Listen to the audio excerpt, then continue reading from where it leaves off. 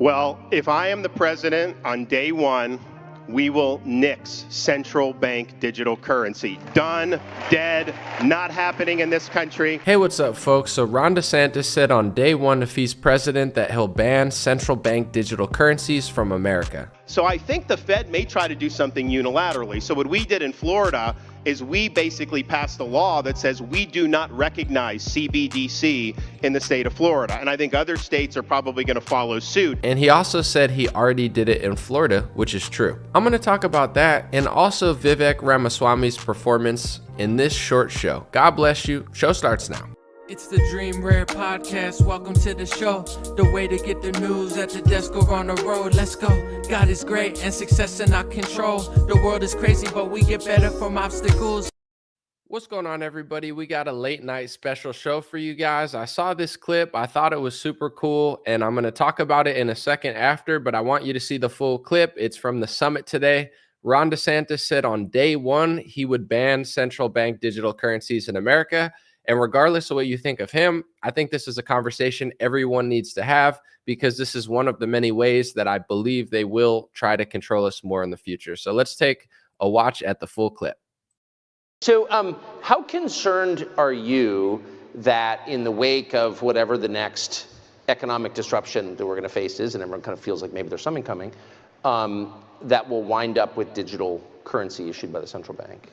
Well, if I am the president on day one, we will nix central bank digital currency. Done, dead, not happening in this country. In the state of Florida, because the Fed has been talking about this. Oh, yeah.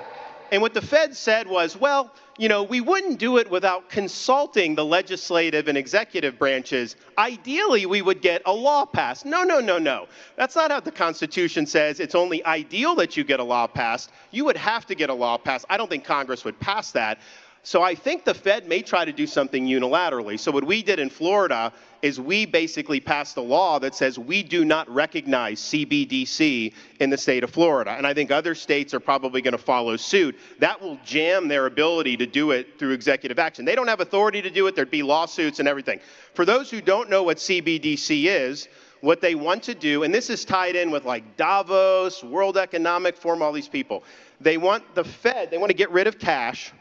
They want no cryptocurrency, and they want this to be the sole form of legal tender. And they have said this publicly at like Davos and these other places. It will allow them to prohibit, quote, undesirable purchases like fuel and ammunition. And so the minute you give them the power to do this, they are going to impose a social credit system on this country. CBDC is a massive threat to American liberty. On January 20th, 2025, it goes to the ash heap of history in this country. So if you were to become president, and previous presidents have discovered this, so you... All right, so I want to say a few things real quick about this. The first thing is, watch actions, not words. A lot of people talk, a lot of people promise a lot of things. Ron DeSantis actually did this. He led the charge as far as I believe. I don't know if there's another governor before. I don't believe so. But he's already banned and put legislation forward and signed legislation, I believe, to ban central bank digital currencies from Florida. Hopefully other Republicans follow suit, but he really did lead the way on a governor level already with this. So his words do match his actions here. I think it's a huge, huge thing. One of the things that I see with Republicans is a lot of times they're playing catch up. The Democrats play like 100-year plan, 50-year plan. Even when you win elections, the Democrats still somehow get their way. And I think that's because Republicans don't plan or they don't see stuff or the base makes excuses when they mess up or when they sell them out. And this is a big one. I mean, I think the climate change agenda is huge. You have, obviously, the COVID agenda was huge. I think central bank digital currencies and how they form the new digital physical age is going to be a way that they control us. And I like that he's talking about this. A few things I want to say about it. One, this is why primaries are important, in my opinion. I see a lot of people, and I hate to be like a buzzkill. I've seen some people say, Namli, I agree with you, but you're a buzzkill. Why am I a buzzkill? Am I a buzzkill because people just like throw their entire love into like a certain person, and then when someone does journalism or video analysis that it like freaks them out because they didn't think about that already? I'm not trying to be a buzzkill, but I see a lot of right-wing influencers that are just as I'm not just a creator, I'm also a consumer. As I listen to people, I like to intellectually challenge myself. I don't really listen to right-wing influencers anymore. I don't listen to the left either. There's nothing they could do for me. But I hear this analysis and I keep seeing people on Twitter say Ron DeSantis never should have challenged Trump. He never should have challenged Trump. He never should have challenged Trump. And I always think to myself, even if you like Trump or going to vote for Trump, you think he's the better candidate, on what planet should Ron have not challenged Trump? Like, I don't understand. Trump has been underwhelming the last couple of years. He's been running around overselling the vaccine that he used socialism to push through with government taxpayer money. And America's been looking for a leader. So I like that Ron's challenging Trump. Say central bank digital currencies, even if you like Trump, do you think he would have talked about this? Is anyone else talking about it? Is any other governor pushing it? Why shouldn't we have an iron sharpens iron party where we bring the best minds together and make them compete for our vote and make them challenge each other? Because, Ron DeSantis on this topic, you could say what you want about anything else he's done. I don't care. You're not going to offend me. But he's leading the way on this. Usually Republicans wait until it's already done and then they cry and then they're like, oh, I never saw that coming. No other governors out there banning central bank digital currencies. He's years ahead of this. And you could hear him when he talks. Sometimes he sounds kind of nerdy. I think I figured him out, even though he's like a jock, like he used to play sports or whatever. I mean, he comes across very like analytical and nerdy. And he got really excited when he talked about central bank digital currencies. You could feel the passion. He's like, I know what I'm talking about here. I ban them. They're coming. They're going to use it to stop you from buying fuel. And you could feel his energy. Like he's pumped to talk about these type of topics. It's a good thing. I don't understand why people don't want to see this type of challenge. Like, why? Like, we're just going to walk the same guy into office that was already there with no sort of challenge at all. And, long story short, regardless of what you think of Ron, thank you for banning that in Florida. Thank you for bringing it to the main stage. Thank you for saying that you'll ban it on day one. And thank you for pushing the other candidates on this topic, because I highly doubt that anyone else would have really brought this up on the Republican side unless he did that. Now, real quick, before I end this live stream, I do want to talk about Vivek Ramaswamy a little bit, because that's Ron DeSantis's competition. Obviously, he's not a real threat to Donald Trump. If he was, Trump would hate him. The way that the Trump campaign and all the Trump supporting influencers, they're all like, Vivek is amazing and Ron DeSantis is so bad.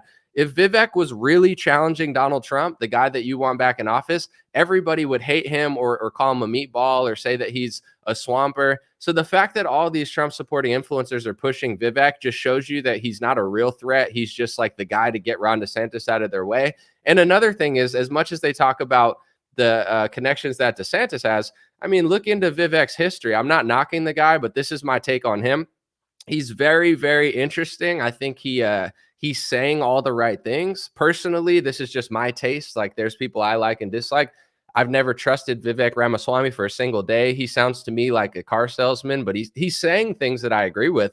I just don't believe him. It's never struck me as like, oh, this guy's really passionate and authentic. I'm like, nah, I don't trust this guy. But anyway, long story short, here's my question for that whole thing. Because now that Trump's like, Vivek's awesome.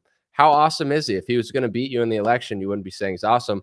This is my only question. I've seen that he was a pharma bro. I've seen that during the pandemic and during the mandates, he was pushing the vaccine and working with the government or with some sort of like COVID task. I mean, look into his stuff. He was at a pharma company. He had some sort of role. I seen his Twitter. He's saying, oh, it's so great that Biden's making the vaccine available.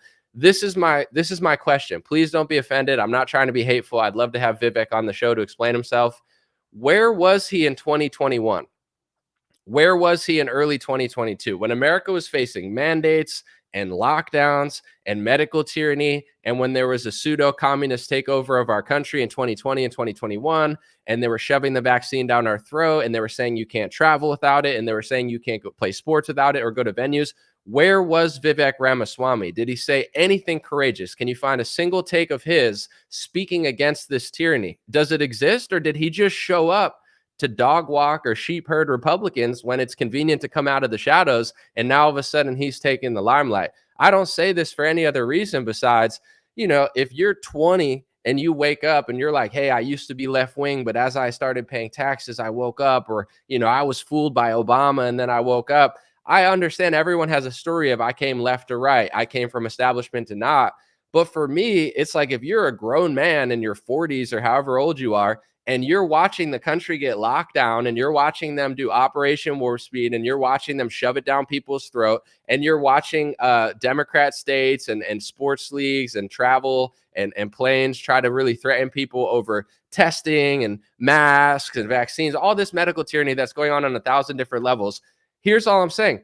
Did Vivek Ramaswamy have nothing to say then? Where's all this courage? Where was this courageous guy when America needed a leader the most? Right now, we have a bunch of competent people. Not a lot, but I mean, Trump and DeSantis, it's not like we needed an extra candidate. That's fine that he's in. I'm not knocking it. But where was he? That's all I want to ask. And I'm asking just as a person, can you find me a single instance of courage from Vivek Ramaswamy from 2020 to 2021 when America needed it the most? If not, why would I, after we just experienced the most tyrannical, communist, medical tyranny, multi-trillion-dollar printing, mandating, just complete insane travel restrictions? I mean, this was the, I would say, scam of the century and tyrannical takeover of the century that luckily fell short.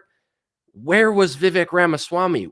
Was he anywhere? Is there any sign that he was like pushing hard against, like, where was the guy?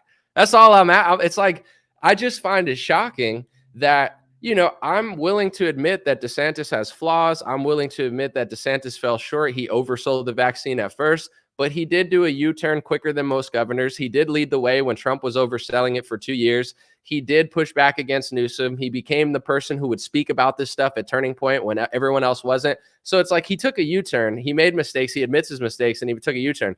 That's fine. All I'm asking is, like, no one else finds it a little bit weird that the #1 candidate in the Republican Party calls himself the father of the vaccine, oversells it, took a meeting with Bill Gates in 2018, implemented his stuff in 2019. Every Republican influencer that you watch knows this because a lot of them follow me. They've been on the show, but none of them want to ask him, like, you know, if we're taking on the Bill Gates agenda, did you try to hire Bill Gates? Isn't that pretty big? Like, imagine if Ron DeSantis tried to hire Bill Gates in Florida. Wouldn't you want to know? Wouldn't you want somebody to ask him that question? Hey, DeSantis, did you hire Bill Gates? Did you try to hire Bill Gates? There's signs that Trump did. I mean, this is mainstream stuff that Trump tried to hire Bill Gates for the White House, and not a single Republican influencer asked him the question. And don't believe, I know you guys like to say, oh, they don't know. They're just, they're not foolish. They all know. They don't care. It's the same with like, oh, the Republican Party just got tricked. They didn't get tricked. You got tricked. So all I'm saying, without a single piece of hate in my heart, I find it very odd that after the most tyrannical thing I've ever seen in my life, the leader in the Republican Party is the self-quoted father of the vaccine who runs around the country overselling it. And he's promoting a candidate taking on Ron DeSantis, who was a pharma bro, who was nowhere to be found during the tyrannical takeover. And as soon as all of it's done, as soon as we get all our freedoms back, all of a sudden this 40 or 50-year-old guy, I don't know how old he is, maybe he's 30, I can't tell. He could be anywhere from 30 to 50. He comes out of the woodwork and he's the most conservative person I've ever seen. He's saying everything everyone believes. Like, his rhetoric's great. His speeches are great. His tweets are great. I'm not denying greatness. I mean, the guy's running a great campaign. Vivek is excellent. I don't believe it, but clearly enough people do for me to recognize game and be like, he's doing well marketing himself.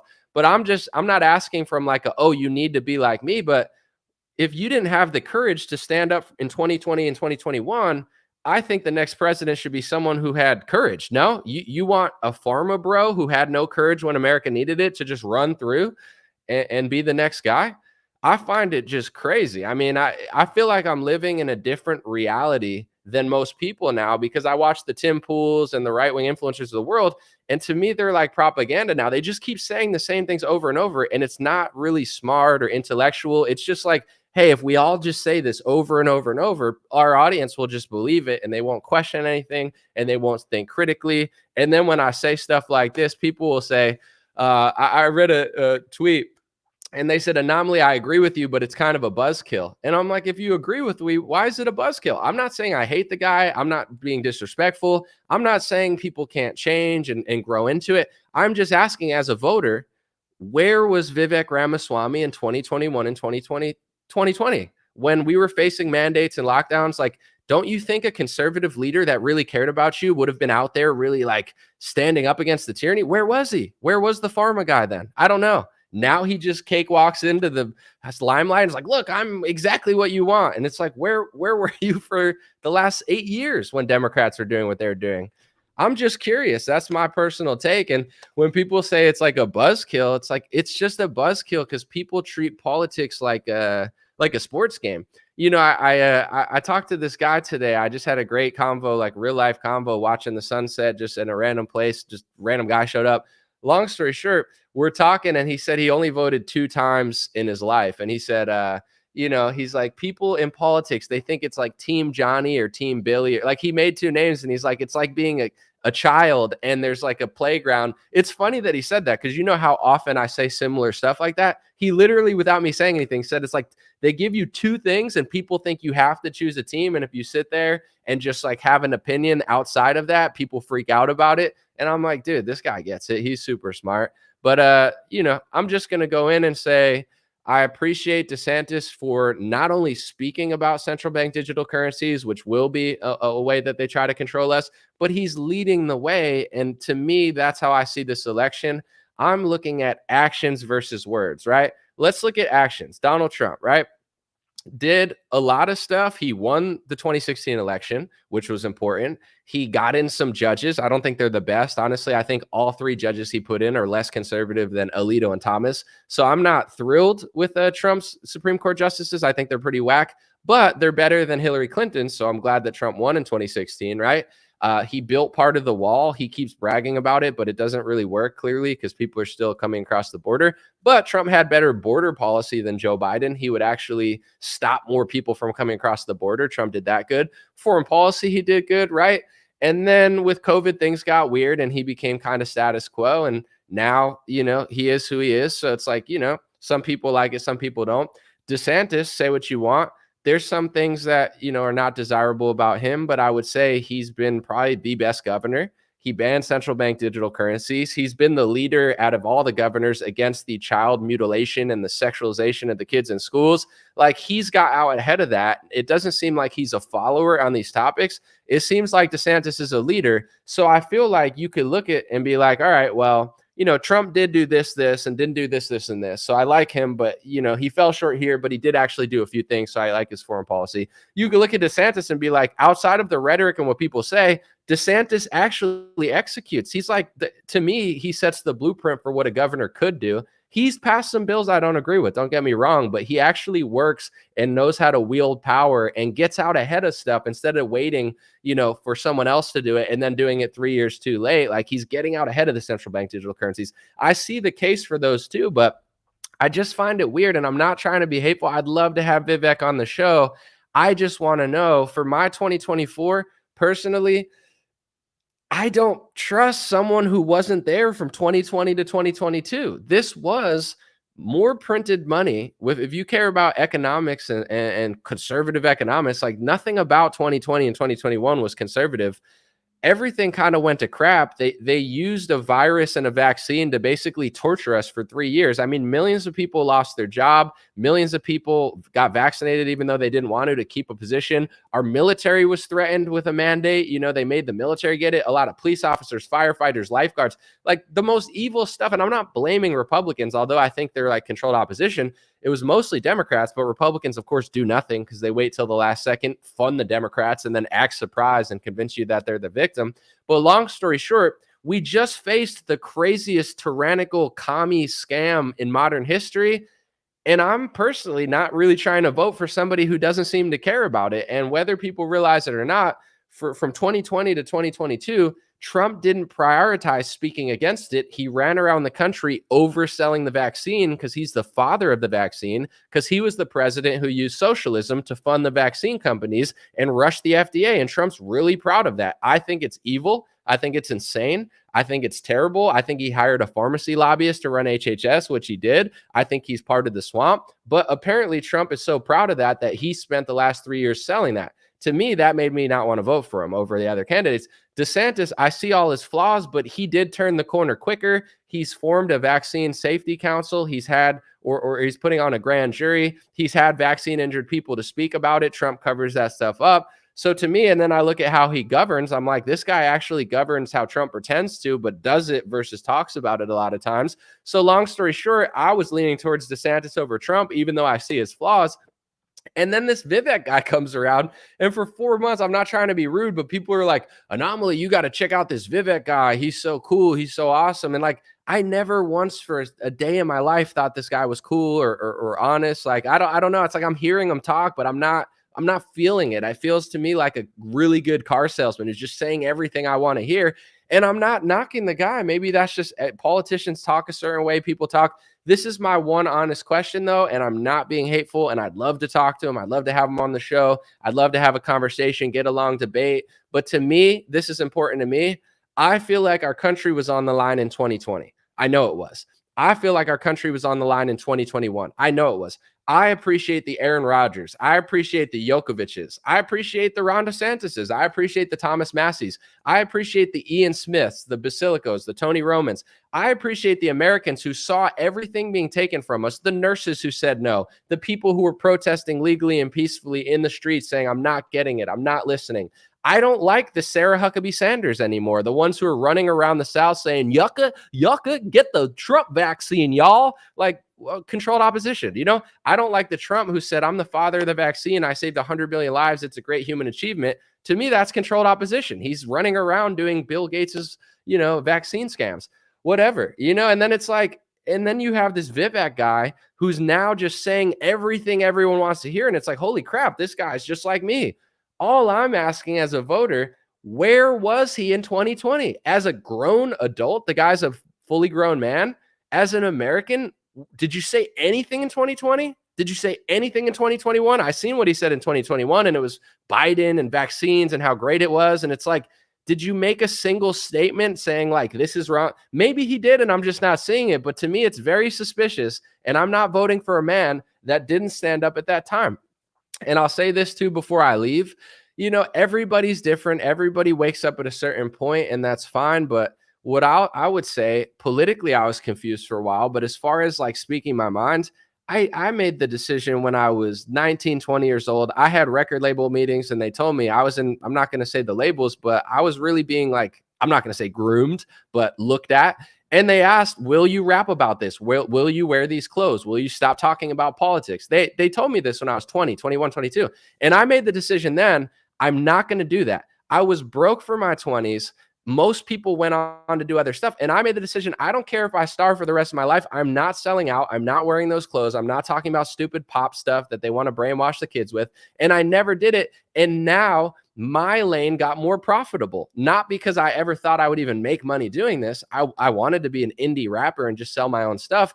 But in general, now there's profits in the truther movement. Now it's profitable to be an outsider. Now the industry's collapsing. So now all of a sudden, all these people start coming out of the woodworks. And this is all I'm asking is, I don't care. I'm not gatekeeping this. I want more people on our side. I want more winners. I want more truth tellers. I want more people with integrity. But I see certain people, I see certain rappers, I see certain politicians, I see certain content creators. I don't believe them. That's all I'm saying is like, they weren't there when it mattered. And then all of a sudden, once they realize that I'm making more money or I'm doing better or other people are doing better in our space, now all of a sudden they fly over and they're like, oh, that's what I am now. And it's like, bro, this is all I'm going to say about 2023. If you had nothing to say during lockdowns, if you, as a grown man, if you had nothing to say during the mandates of the vaccine and you were selling vaccines and you had nothing, even like a remote pushback against it, why in the world would I ever vote for you? Why would I ever trust you? Why would I think you're authentic? Why would I think you care about me or the country?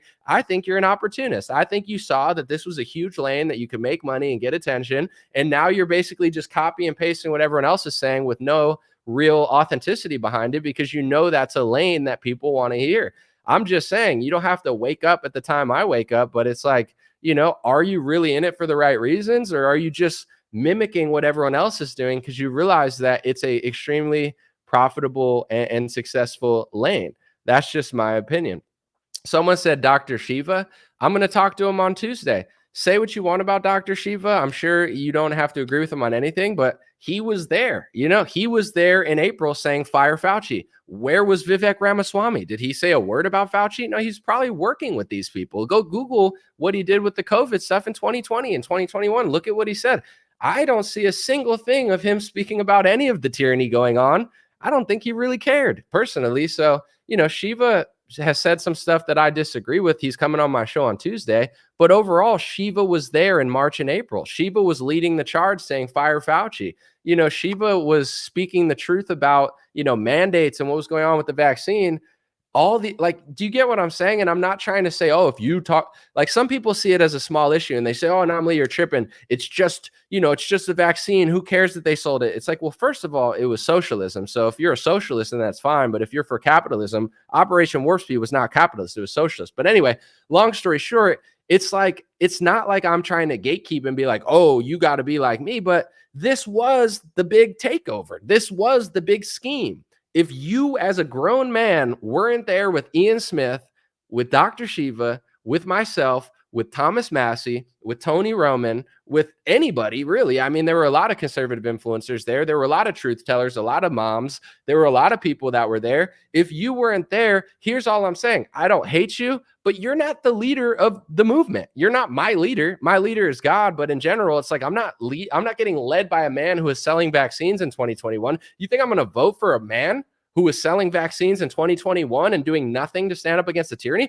Are you crazy? This guy's going to lead the movement. This guy's better than Ron DeSantis. Why? Because Trump likes him? Because he's like a sheepdog to get DeSantis out of the way? It's so obvious to me, and I can't believe people are falling for it. Republicans are supposed to be smarter than liberals. Republicans are supposed to have a spine. Where is it? I say something and people cry about what I say. They love to gatekeep the tyranny more than they like to stand up against it. If you package socialism with a MAGA hat, all of a sudden MAGA's socialist. You got David Harris making excuses for Operation Warp Speed when you know damn well he doesn't believe in it. If I could package Operation Warp Speed and say Hillary Clinton and Mitt Romney did it, David Harris would say it's socialism. But if you put a MAGA hat on it, David Harris says maybe it saved the world. Maybe I like it. Maybe it wasn't that bad. Maybe. Yeah, maybe people don't think straight in politics. So that's all I'm saying.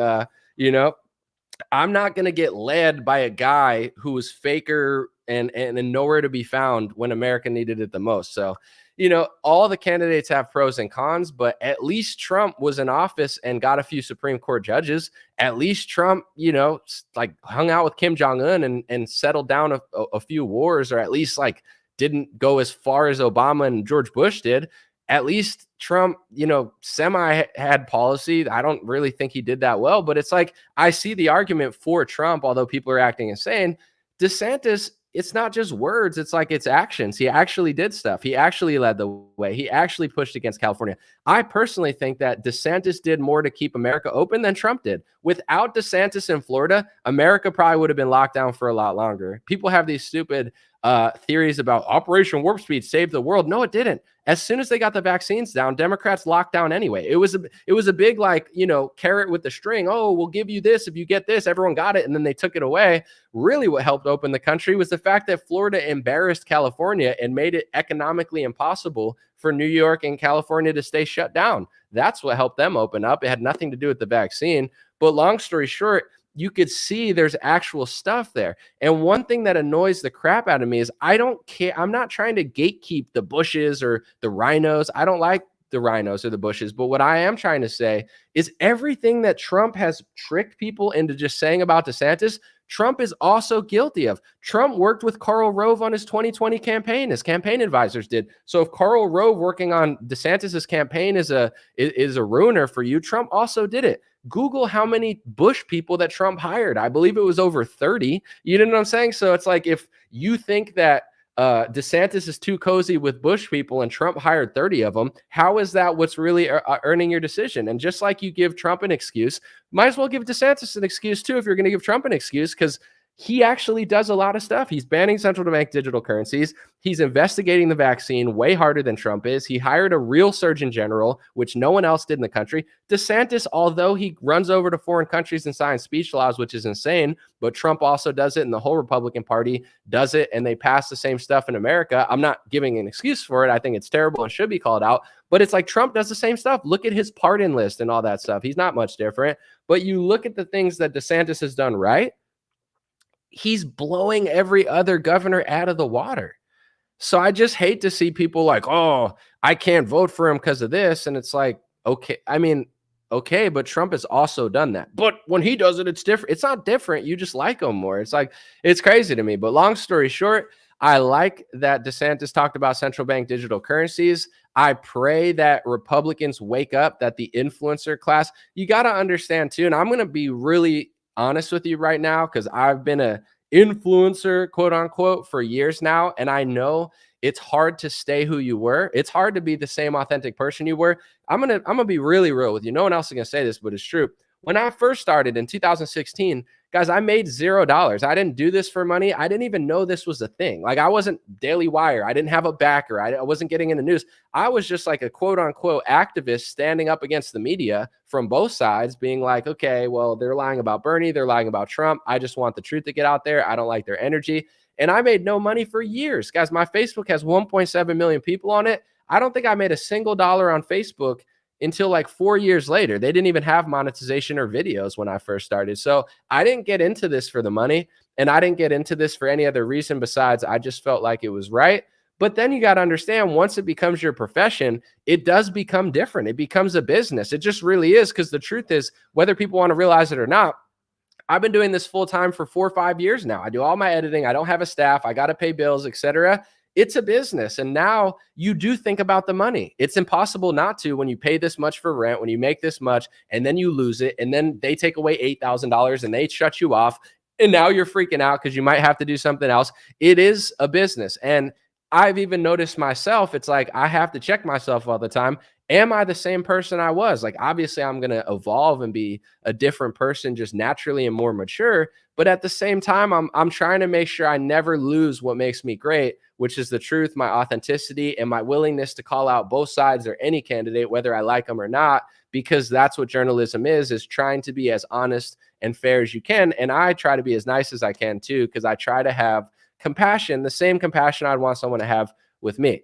With that being said, I'm watching a lot of other influencers, and you have to understand, me criticizing Trump is not profitable. In COVID, it didn't matter because everybody was tuning in because they were freaking out and they knew I was telling the truth. So I did fine during COVID, although I got censored a few times and they took probably like 6 figures of money from me. I did all right, because even though I was critiquing Trump, people didn't care. They're like, all right, Anomaly's telling the truth. I can't question it. Let me watch his videos. Now, the least profitable thing I ever did was call out Trump. It's not, you don't sell as much merch. You know, the people who are making a fortune are the people riding his coattails. I'm not saying that's why they're doing it. A lot of them are. But long story short, at a certain point, you have a decision to make. You know, do I go how I really feel, or do I not want to ruin 80% of my market? You know what I'm saying? Do I not want to piss off the people who are giving me the most money? If you go to Mark Dice's page, who's a very smart guy, I like Mark Dice a lot, no disrespect. I think he's one of the realest people in the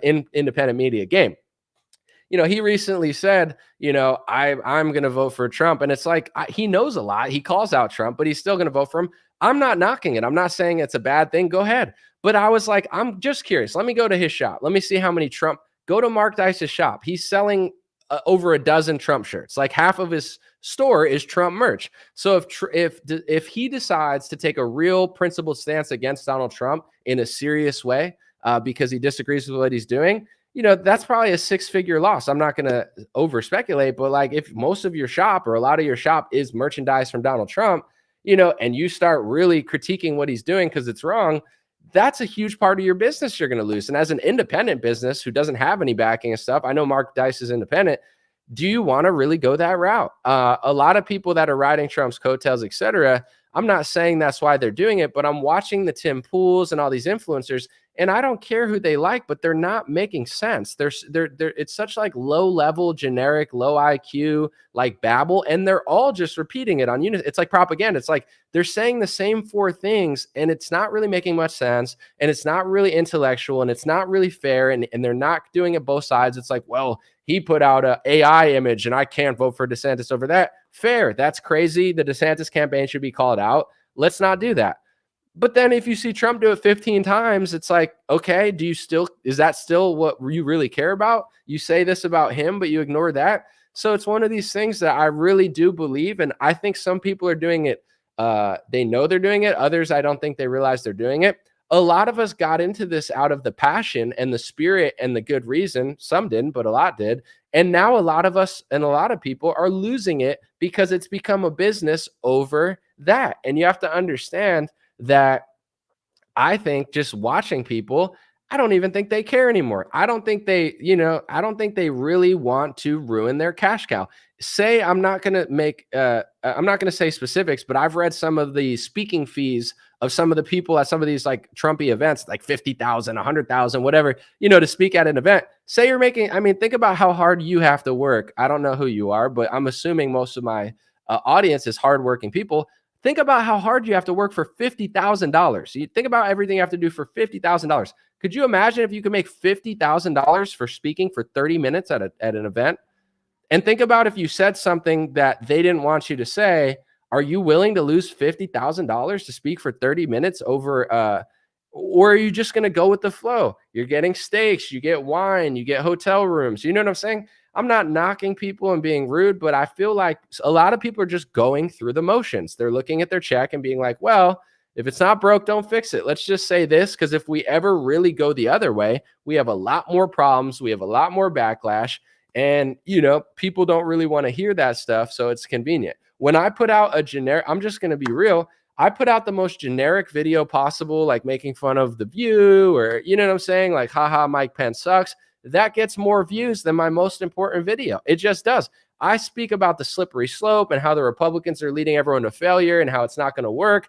And I understand it's never going to be as popular. I get marketing, but it's like, I think that's something people really need to hear. And that's actually more important. But if I put out a video that anyone can make, it's like, haha, Mike Pence sucks. Like, that's I mean, for some reason that one didn't get monetized, but it's got 50, it's probably going to get 100,000 plus views. And it's my least impressive video. I'm barely doing anything. So the money is in me just doing short videos like this. I'm just being honest. If I sat and just did generic reaction videos every day, I'd probably make 6 times as much. And honestly, I might just do it eventually and do other stuff because maybe that's what people want. But me, I'm not inspired to do that because I don't think it really matters. So I don't do that much unless I have like a real point I'm trying to make. But that's where the money is. Me working less, just being like, haha, The View sucks, haha, Joy Reid sucks, haha, and not doing any other analysis and just putting out like little videos like that, that would crush it. And maybe there's something behind it. It's shorter, it's easier, it's funnier, but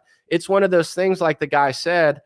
He's like, you're a buzz. I agree with you, but you're a buzzkill. I think that's a perfect analogy where it's like, you're right, but you're killing my buzz. Well, why is what I'm saying killing your buzz? Because the buzz isn't just going along with everybody else. Well, every other influencer is telling me that, so it's fun to believe this. But once you prove that it's not right, and I believe you because it's kind of common sense, and I should have thought that, my buzz is killed now because it's just more fun to go along with that.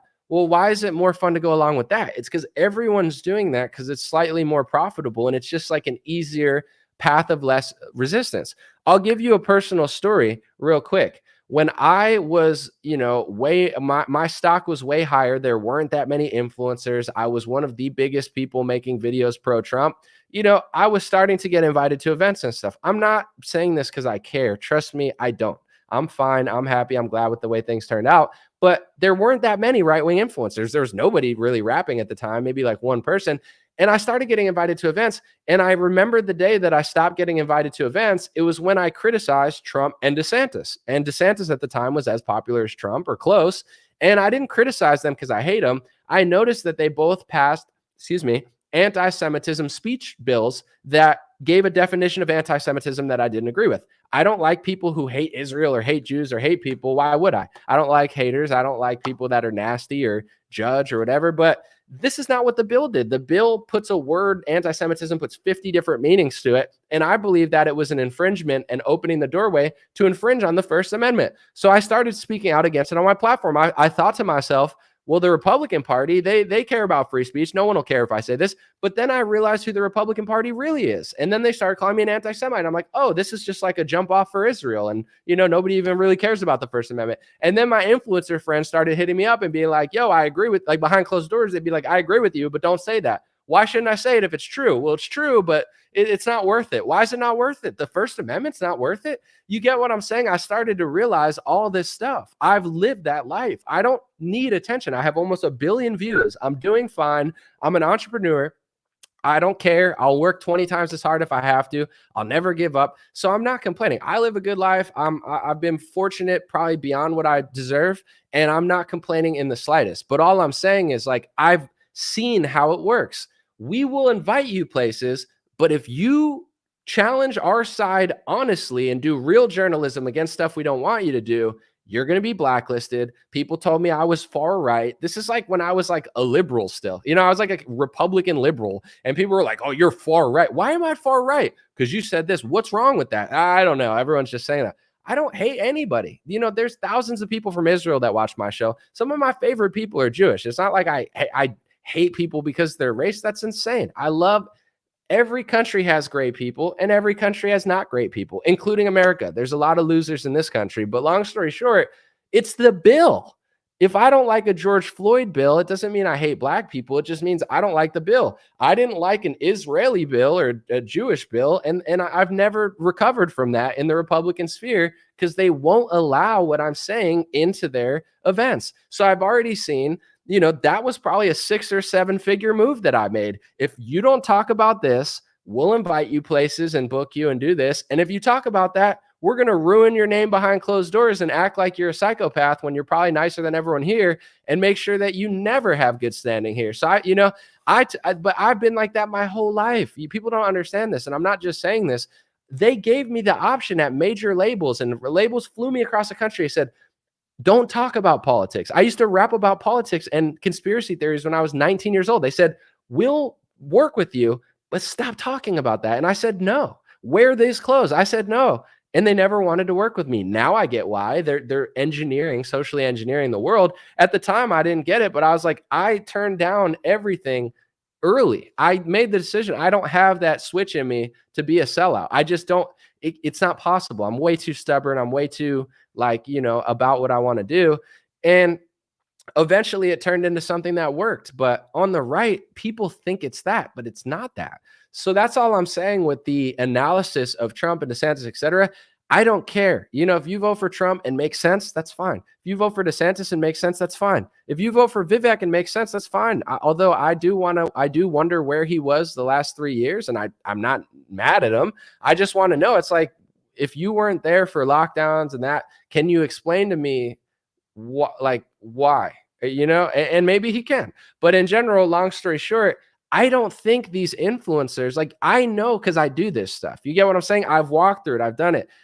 I don't think they're doing this because they're stupid. A lot of people think they're stupid. Like when Trump oversells the vaccine, people think he's dumb or anomaly. No, Trump, he got fooled. Guys, he knew vaccines cause injuries 7 years ago. Trump's not stupid. He's not a big pharma shill by nature. Trump knew about vaccine injuries before most people here knew about vaccine injuries. He's not stupid. He's not foolish. You think he's foolish because you like him so much. You don't want to face reality. And that's why I'm a buzzkill, because people don't want to live in reality. I'm sorry, but you're living a lie. You're going to be controlled opposition because you're not challenging your own side and you're letting them lie to you. But long story short, it's like people like to think this about right-wing influencers too.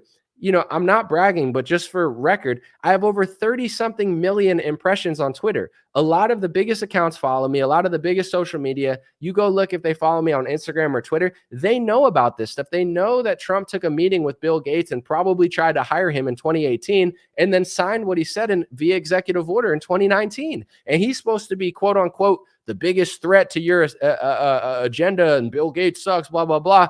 What if your guy was literally trying to hire him? Isn't that a question that somebody would ask? You think they don't know? I've had multiple of them on my show and asked them. They know they're not stupid. They're not foolish. They don't not know. They know, they just don't want to say, because you got to understand, if you're making 7 figures a year, running around, getting hotels, getting steaks, hanging out, and you want to be a real journalist, you're not going to get there anymore. These people are essentially being lobbied without being directly lobbied. It's like indirect lobby. If you just do bottom tier, listen to the Candace Owens interview I did. In my opinion, I love Candace. I consider her a friend.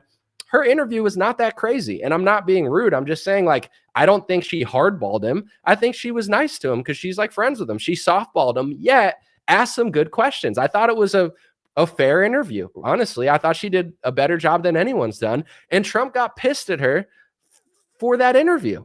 That's what it is. If you ask Trump about Julian Assange or you embarrass him with the vaccine, he doesn't like you anymore. So all these people know, I can't do journalism against this guy. That's going to ruin everything I built. So it's easier and more profitable to just shut up. People like Tim Pool, I don't think he's stupid. I just don't think he's a good person. But long story short, I'm listening to his analysis and I'm like, I don't believe, like, it's not intelligent, it's not analytical, it's safe. The safest thing you could do as a Republican right now is say, Trump 2024, and I can't vote for DeSantis, and that's just what it is. And that's fine if that's how you feel, but make it make sense. Everyone's just repeating the same thing over and over and over and over again. And all I'm going to say is I think they're doing it from a business perspective.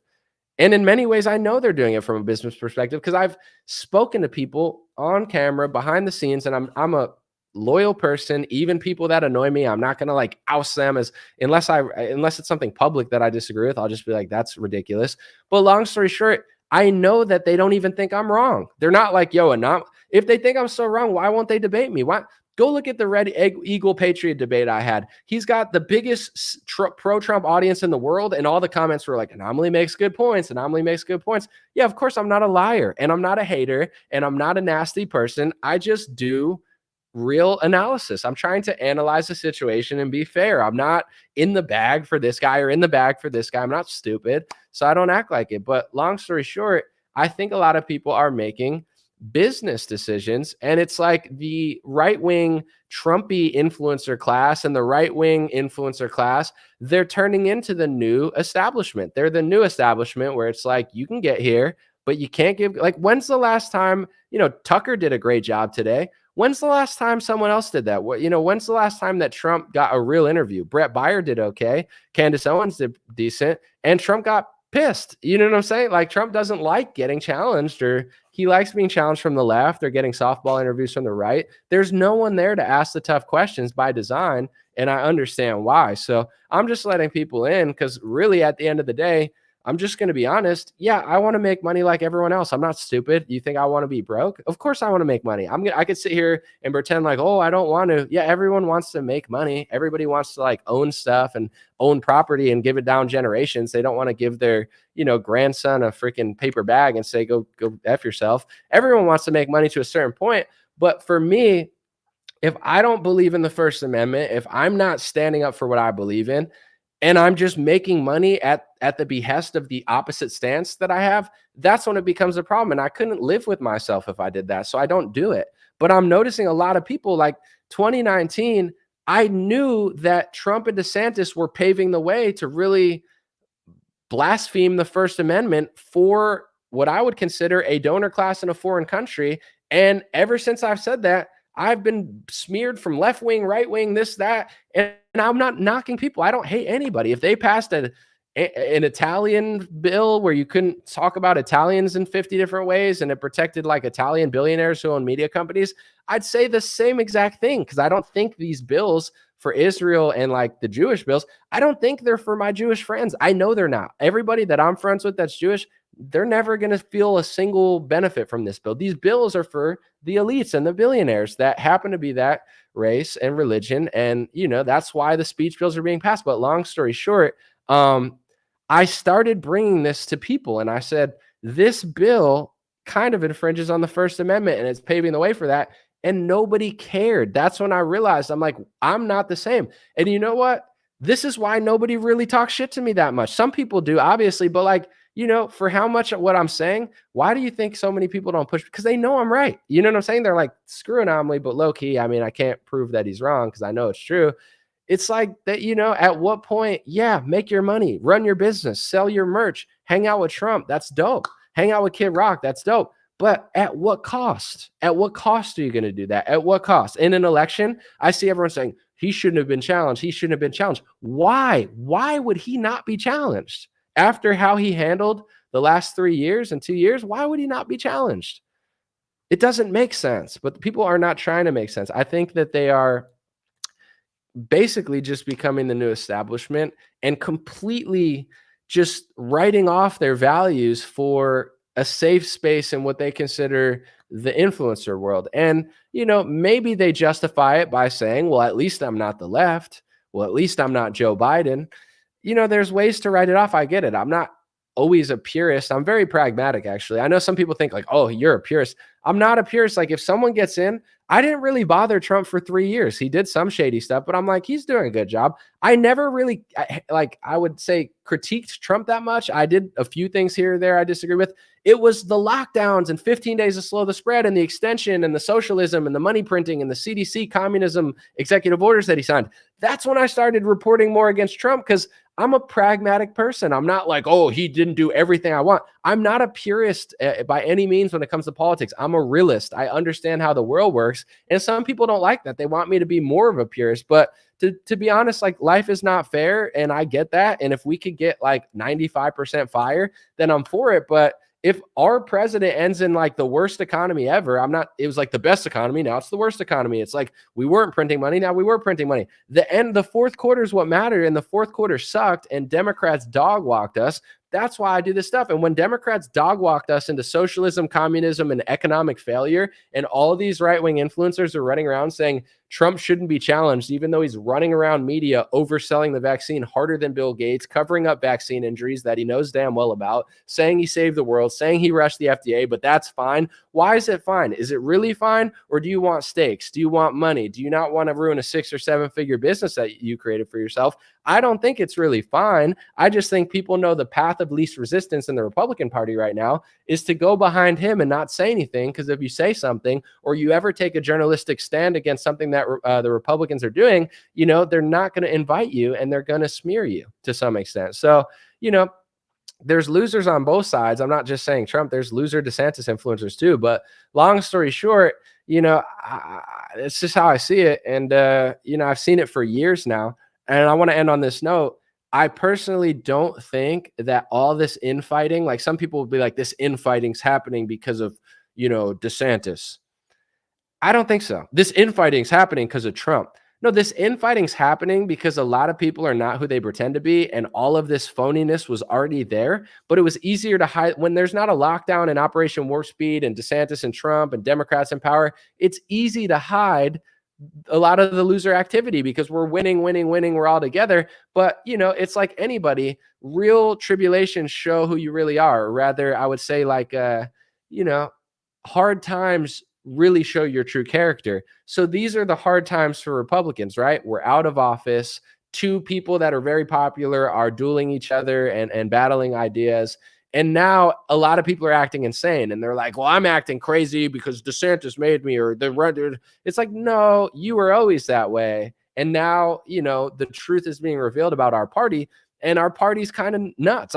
There's a lot of great people, don't get me wrong, but it's like there's a lot of people with no principles. There's a lot of people that are just as fake as the left. There's a lot of people that don't actually have a moral compass. And if you hide it behind a character they like, they'll swing both ways without even thinking. There's a lot of hypocrites and people who have double standards who will say, this is why he's a rhino. But when Trump does it, it doesn't make him a rhino, even though he's done the same thing.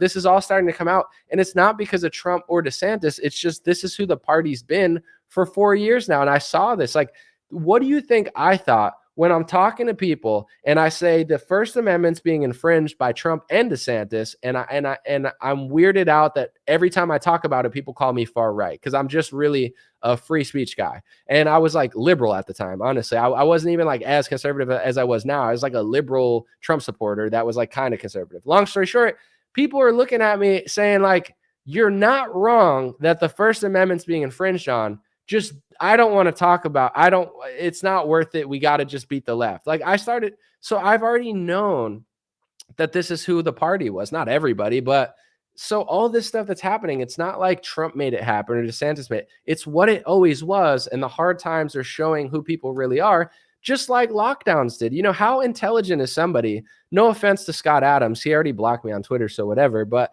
I like Scott Adams. I think he's funny. I think he's interesting. But it's like if you couldn't see through the COVID vaccine and the lockdowns and all, like, and you're like, oh, it's like, how smart are you really? He's clearly very successful. He's clearly somewhat intelligent. But I think a big event like this really exposes who people are, where it's like, no offense, it's like the fourth quarter. It's the Super Bowl, whatever. You know what I'm saying? Everyone's on the field. Are you really as smart as you say you are? Are you really as insightful as you say you are? Scott Adams says he's like a wizard and he knows like, I'm a magician, or I'm a I don't know what he pretends to be. It's like, well, the biggest event in modern history, you kind of failed on for 2 years and messed up. So are you really who you thought you were? Not trying to knock the guy, because I actually like Scott Adams, and I never disliked him. I just disagreed with what he was saying. But I feel like the pandemic exposed a lot of that too. If you're super conservative and super Republican and super based and super patriotic, but you can't see through that, then, to me, I'm like, that's a red flag. Or maybe it was like, maybe some people just knew certain like talking points, and then you take away the talking points and now they don't know that much anymore. It's like Mike Pence. Real quick, Mike Pence got challenged by Tucker, and Tucker said, what about the American cities, et cetera? And then he said like, oh, that I don't care about that, or whatever he said. He didn't mean to say that. Like, of course, why would Mike Pence say, I don't care about America and American cities? I don't think Mike Pence meant that. But he said that because he's like an NPC. You get what I'm saying? He doesn't have passion when he talks. You don't feel it like, oh my God, Mike Pence really cares about this. He's a stiff. He sounds like a car salesman who has a ruler up his behind. Like, he sounds like a robot. So when Tucker challenges him with truth and emotion, he flops and says something stupid. That's how a lot of people are. Like, it's easy to be like MAGA, MAGA, MAGA, or like, yeah, Black people should vote Republican, or like whatever the talking points are, like, yeah, build a wall. I'm not saying you're wrong. It's just like, it's easy to say that. What's not easy is you get hit with a scheme where they're making everybody test all the time. And now they're hitting you with data and saying Sweden should have locked down. And now 15 days slow spread and now things are getting more difficult. It's not just like MAGA, yeah, Democrats suck. And these are the events that you start to really see who's who. You're like, oh, that person gets it. That person doesn't. And I'm not saying if you messed up COVID, you're stupid. But in my opinion, it's like, the more things get tricky, DeSantis runs against Trump. Trump starts overselling the vaccine. You know what I'm saying? Trump calls him a rhino for things that he did. Trump now starts parroting CNN COVID narrative. DeSantis goes over to a foreign country and passes a speech bill. But Trump did the same thing in America via executive order. Vivek comes out of nowhere and he's like everything we all want. But really, when America needed someone the most, I don't know if he was anywhere to be found besides selling vaccines. And it's like, these are the times where it starts getting trickier. And obviously, I speak a lot. As a consumer, I don't listen to most Republicans. I find them boring. I find them fake. I think they're all being safe. It's a scary thing to analyze everything that's going on. The safest thing you could do now is like Trump 2024, Vivek's next in line, and that's what I'm going to say because everybody agrees with me, and Tim Pool says it, and this person says it, and it's like, what? The guy who calls himself the father of the vaccine is promoting a candidate that he's quote unquote afraid of that's so good. Why would he be promoting a candidate going against him? If he's really passing Ron DeSantis in the polls, why would Trump want that? Doesn't he feel threatened by Vivek? Of course not, because he's a pharma bro who's probably just there to be like, get a cabinet position or get DeSantis out of the way. I don't know. I'm not saying that's like his full role, but I'm looking at all this stuff and looking at what everyone's saying. And I feel like most influencers are going with like this thing of like, if we just keep saying basic things over and over, then everyone's just going to agree with us. Similar to how with the polls of Hillary, it's like Trump has no chance, Trump has no chance, Trump has no chance. Trump always had a chance, but if they say he doesn't have a chance on loop over and over and over again, then people might think he has no chance, and then it's over. They said Hillary has 92% chance. Trump has an 8% chance. There's no way he can win. They were hoping to program you into thinking that Trump had no chance, so you stayed home and you didn't vote, or you voted for Hillary because they told you to. So it's like I see the right wing kind of following these type of tactics now where they're all just saying stuff, and it's not particularly intelligent. It's not particularly true. It's not really honest. It's not like anything impressive or real, but they're all saying it. Why are they all saying it? I'm not saying they're being paid to say it. I'm just saying it's like easy to say that. Saying that is easy. If you're going to sell merch with a guy's face on it, just say that and people will buy it. You know what I'm saying? It's the biggest seller. If you critically think about this stuff and start asking questions like, hey, I don't hate Vivek Ramaswamy. His rhetoric is amazing. I mean, he's saying everything everyone wants. It's awesome. I love it. But like, at least Trump did some things in office. DeSantis did some things in office. Who is this guy? Why wasn't he there during the COVID stuff? And here's what I'm going to say real quick to someone saying Vivek wasn't selling vaccines. I have a tweet of his from 2021. Here's the tweet. Hold on one second. He said Biden says all adults will be vaccine eligible by May 1st. That's good news. Give credit where it's due. He followed it up and said it would have been even more unifying for Biden to have recognized the Trump administration's effort. Too bad it was the last opportunity. I mean, basic stuff, just saying, oh, I'm so glad. But what I'm saying is this. Mandates were hitting. It's not like everyone's like, oh, well, the Biden administration mandated it. Yes. So if they're mandating vaccines and all adults are getting vaccines and 20 million adults are being forced to get vaccines or they lose their job, where are his stances saying that's wrong, that's bad, we shouldn't do this? If people don't get the vaccine, that's great because that's going to stop the mandates. And if they get enough people vaccinated, we're going to be mandated forever. And people who are unvaccinated can't go on airplanes. Guys, these people are all idiots. Like Ted Cruz in 2021 was saying, I believe in a resolution that says if you got vaccinated, you should take your mask off on an airplane. Ted Cruz was trying to do vaccination segregation on airplanes because he got vaccinated like a coward. I'm sorry, all these people are cowards. They were nowhere to be found when we needed them. They were doing status quo vaccine sales when we needed them. And now all of a sudden they're like, Mark Twain meets George Washington. I don't believe it. That's all I'm going to say. I'm not saying they're bad people. I'm not saying it's terrible, but actions speak louder than words. And somebody whose actions speak the opposite their entire life, and all of a sudden an election comes around and they're saying everything I believe, but we just experienced the biggest tyrannical takeover ever. And as a man, that's all I'm going to say. I don't care if I'm a rapper. I don't care if I'm unemployed. I don't care if I have $10 million. I don't care if I'm a news analyst with a platform. I don't care if I'm a truck driver. I don't care if I still worked at an overnight stocking at a supermarket. As a man in America, when that happened, no matter what I was, whether I was a garbage man or the CEO of a multi-million-dollar company, I'm taking a stand against the mandates. That's who I am. I have integrity. I'm a real man. I'm a real American. I don't have it in me to fake that. So I don't care if you're here or here, and I'm not trying to make people feel bad who didn't take the stand, but that's just how I feel. And if everybody felt that way or more people felt that way, we could have nipped it in the bud earlier. So as a man, there's one person that truly leads me, and that's God. There's one person that's really above me, and that's God. Other people, yeah, they're above me in status, etc. But if you're not more of a man than me, if you're not more of a patriot than me, if you didn't have the integrity to take a stand against this tyranny that was going to destroy America, and in many ways did, you're not my leader. Vivek's not my leader.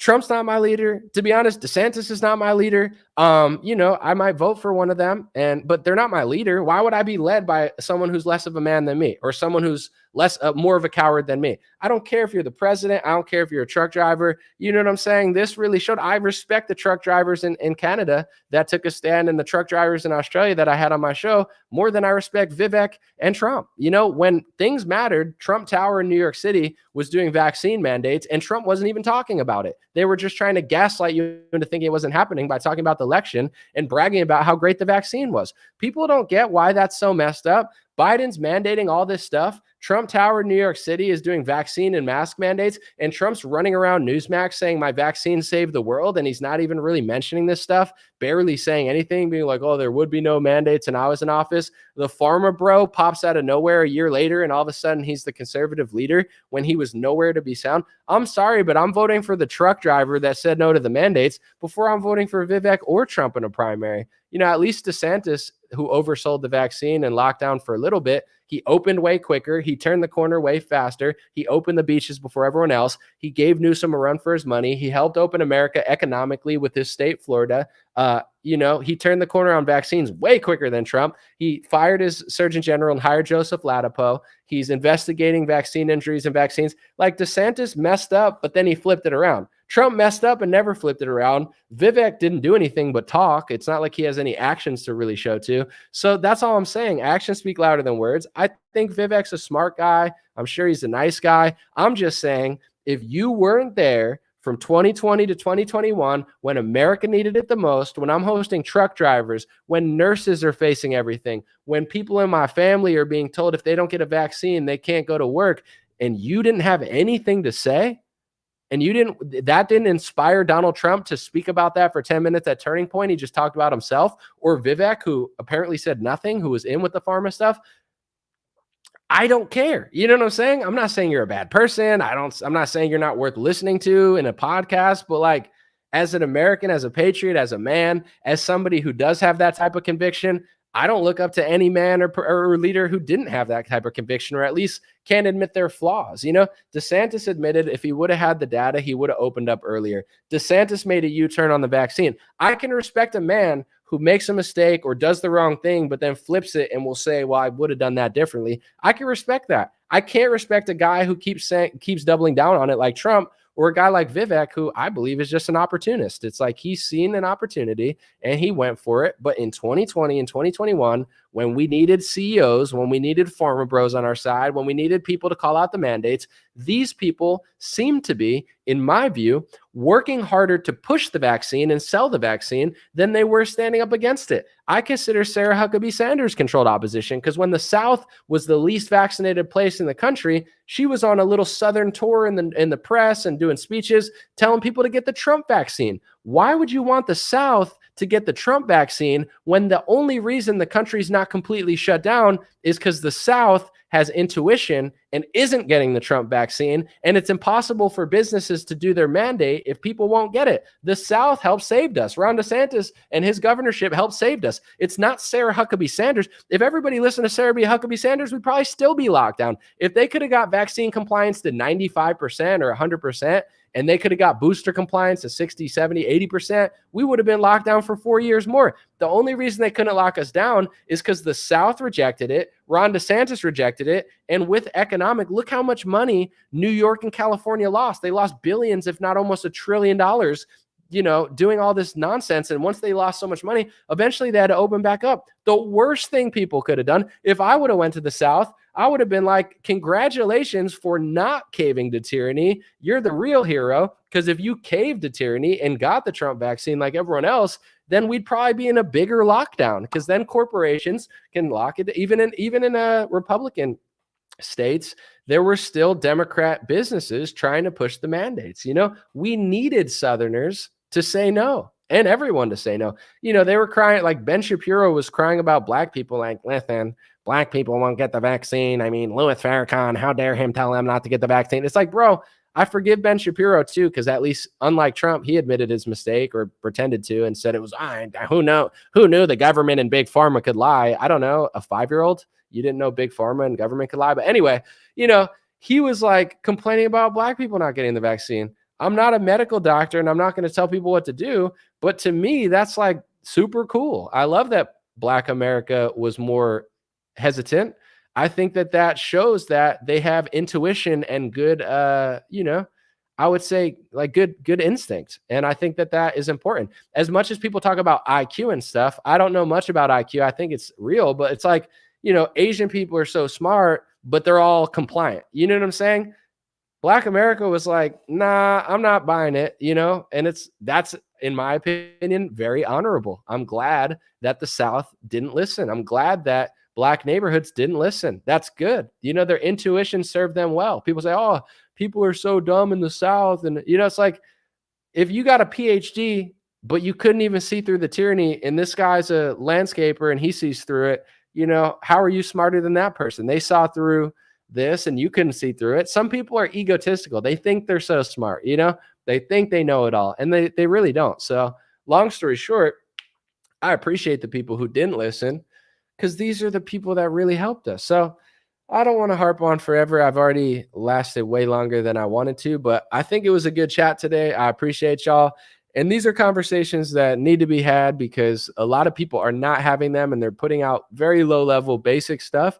And it's just like over and over. And I know a lot of people are buying it, but I also know a lot of people aren't buying it. I know there's a lot of intelligent people. I know there's people listening. I know I meet people in person. They say, Anomaly, don't get discouraged. We're listening to you. The streets got your back. We're out here. We hear you. We agree with you, and some people don't, and that's fine. I'm not here to ruin your day. I'm not here to rain on your parade. I'm not here to stop a candidate from running the election. I want to challenge our side, because I don't believe that we're going in the right direction. And I think the two-party system works whether Trump's there or not, based on psychological manipulation. If they can convince you that you shouldn't do anything and trust the plan, or he's got your back or whatever, it's psychologically changing how you act, and that in turn is going to make the Republican Party do nothing because they don't have to. So, that's all I'm trying to do. I like that Ron DeSantis is running. I like that Vivek's running. I'm not mad at him. He's got some good ideas. He's got some good stuff. I'm just curious, and I'd love to have a debate or conversation with him out of the love, because I'm not going to lie. I'm suspicious of anybody who wasn't speaking out against mandates. Trump, Vivek, maybe now they are, but like, if that didn't spark as a man in this country, like, I'm saying 2021, mandates. I'm not saying you're for mandates, but you don't want to put on a speech. You don't want to stand up for people. You don't want to say this is insane. You don't want, like, Trump, people don't realize this because they forget so easily, but like Trump was doing speeches and rallies and all this stuff. He was barely talking about this stuff. He didn't spend 5 minutes being like, why are they doing this to the military? Why are they doing this to nurses? Why are they doing this to the South? Why aren't they letting us travel? He didn't do that. He's like, the election was stolen. Vaccine saved the world. Freedom or whatever. I mean, you can have your freedom or whatever, but my vaccine's so great, you should take it. And people are like, yeah. And I'm like, bro, what planet are people living on? Excuse me. You got 20 million nurses facing losing their retirement. You got police officers who work for 30 years, firefighters, lifeguards, military members, and they're being told if you don't get the vaccine, not only are you going to lose your job, but you're going to lose your pension. You're going to lose your retirement. You're going to lose your family. You're not going to be able to see your relative that's in the hospital. And you're telling me that these two people, Trump and Vivek, they didn't want to make a 10-minute speech then and say how crazy that was and speak with passion? Where were they? Trump was selling the vaccine, selling himself, running people in circles like the Pied Piper around November. To me, it's just like, I can't not see that. You know what I'm saying? I wish I couldn't so I could be like all these other people, but it's like, how do you not see that? How does nobody say, how is that like a thing that, and all these influencers, they're not talking about this stuff, and I'm going to leave on this note. I would love to debate Tim Pool. If I hadn't had such a bad experience trying to fly out to his beanie bunker and having bad customer service with his team, I'd fly out to the smelly beanie bunker and have a debate with him, because I would smoke Tim Pool. I would smoke him in a debate. He's an intellectual featherweight compared to me. His analysis is that of like a child. I could take a nap, wake up, smoke weed, and destroy him in a debate. Like, he's like a child compared to me. I would love to go there and prove it. I'm just not going there because I've already flown out. I've already been stranded there. His team already treated me like trash. He ignored me for 2 months. He's garbage. So if he hadn't done that, I'd fly out there in a second and debate him. I just don't feel comfortable flying out there because they treated me like absolute garbage the first time I went out. If not, I'd go there tomorrow or whenever he wanted and debate him. With that being said, I'm still considering it, even though I can't stand them. And I think they're garbage people, but I part of me wants to go out there for the country anyway, because it's like, dude, I could run circles around this clown. I'm listening. Like, he debated Jamie. No offense to Jamie, I like Jamie Mitchell, but like, he had a good job making her look mad and whatever. It's like, I got the facts, man. I've memorized all this stuff.